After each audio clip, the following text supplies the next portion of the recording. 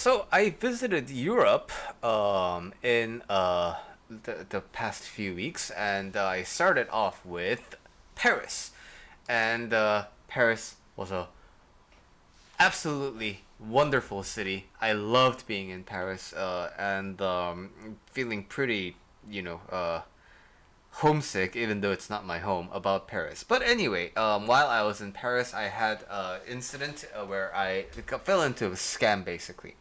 A very common tourist scam. And after going through that, I wanted to be more wise about things. So I, looked up stuff about Paris and how to be kind of like street wise in Paris. And the because of that, my Reddit feed started recommending me some threads related to traveling in Paris, and so I had this great time. And the Reddit post, which I'm having trouble finding right now, that I was looking at, was basically saying, "Hey, I took time out of my like things, and then I got a vacation and splurged onto this European trip, and now I'm in Paris, but I have horrible social anxiety, and now I want to go into the cafes in the streets and people watch and do all these things, but I'm afraid of like the waiter kicking me out, and because I don't speak French, and then so all of these things are just making me stay in my room. And so I came to Paris, but then I'm just spending time in my room, and this sucks, and I'm never gonna come back to Paris. So this hurt on multiple levels. Number one, it hurts as a life coach because social anxiety is a very big thing. It's a very topic that's dear to my heart because had a bad relationship with social anxiety. Again, for me, it was more of a misanthropy, but I completely resonate with social anxiety, right? And so my first book is actually about social anxiety, and that's how much I care about social anxiety. And so that's why on the first level it hurts, and the second, I loved Paris. It was it was amazing. And all the comments like recommending what this person do was like mentioning all these stations and all these like places you can go. And then I was reading those places. I was like, oh my god, those places are so wonderful. And to think this person is um, inside of their room, inside of their mind, instead of being there and enjoying the city, just hurt me a lot.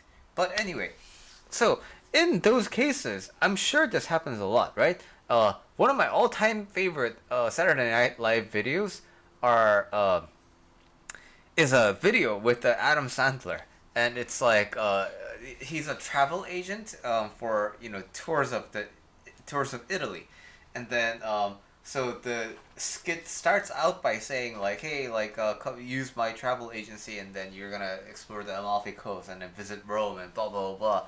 And then it starts taking that turn of like, but recently we've had a lot of incidents that are like common in one theme, so we wanted to give you a disclaimer. If you're a sad person where you are, Italy's not gonna fix that. So when you're sad and you come to Italy, you're gonna be sad in Italy, and then it gives you all these examples of how life can be continue to feel bad even in a different location, right? So this is a fairly universal kind of an experience.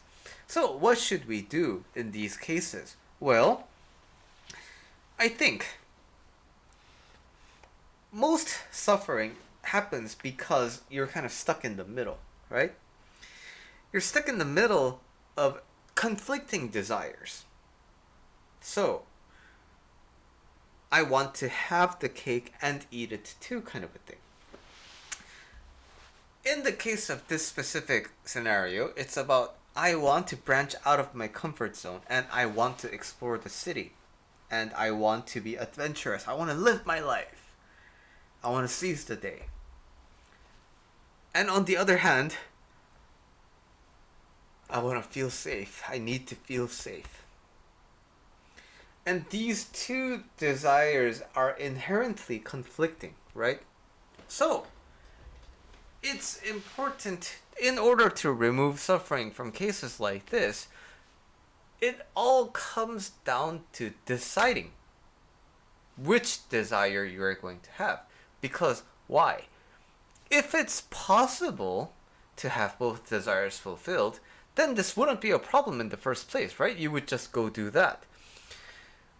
Or if luck was on your side and you saw a bunch of American tourists who are generous and were like, hey, I think you're an American because you're wearing like a New York City t-shirt and you seem to be like, wandering, do you need help? And oh, like, we're a group, but then we're not really bound by any schedule, so you want to hang out with us. So that kind of a thing can also happen, right? So it is either solved by luck or not solved. This is why we have the problem in the first place. So, the more we sit down and the more we wait for other things to change, the more we're just dependent on luck. And the more we're dependent on luck, the less dependent we are and the less reliant we are on ourselves. And when we aren't reliant on ourselves, that starts inviting a bunch of different more sufferings down the road, because you can't really trust yourself to make the right decisions for yourself. You can't trust yourself to be the proponent of your life. You can't trust yourself to be the number one supporter for all the things that you do. And guess what? In life coaching or in therapy or anything in life, the decisions that you follow have to be made by you. But when you don't trust the person who's making the decision, you can't really do anything because you're always worried about what if I fuck up, because I am a person who fucks up, right? So, this is what is going to happen when you choose to stay here. And this is a intentional word choice. You have a choice. Although the other choices feel a lot harder, right? And although the choice to stay in this conundrum kind of a state is the most compelling, it is still a choice.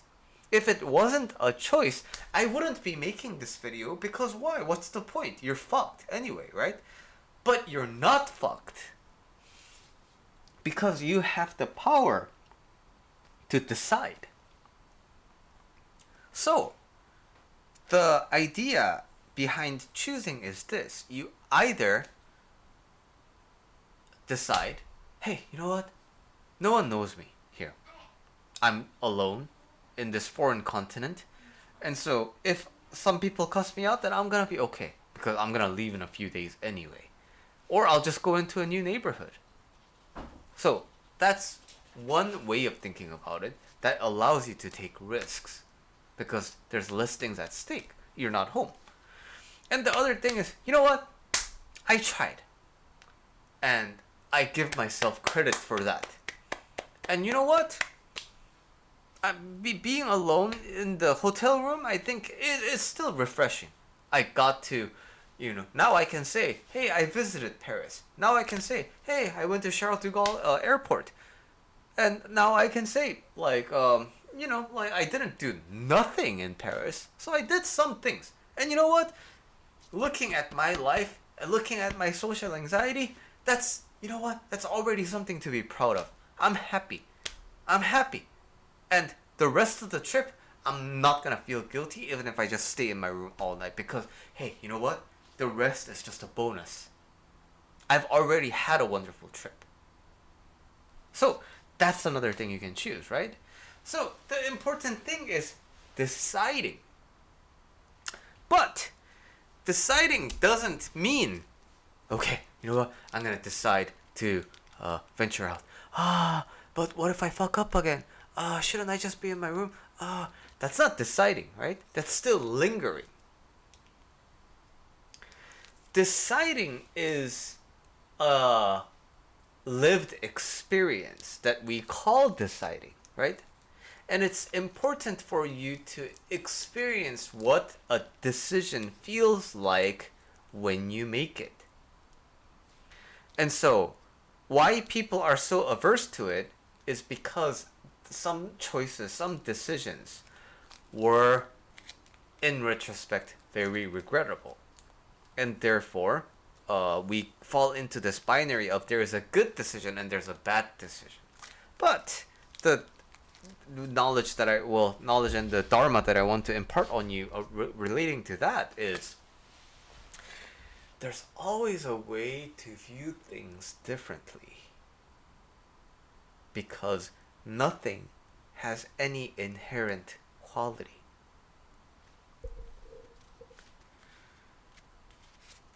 This is a flyer for a hotel. But at the same time, it is a map of Amsterdam. But at the same time,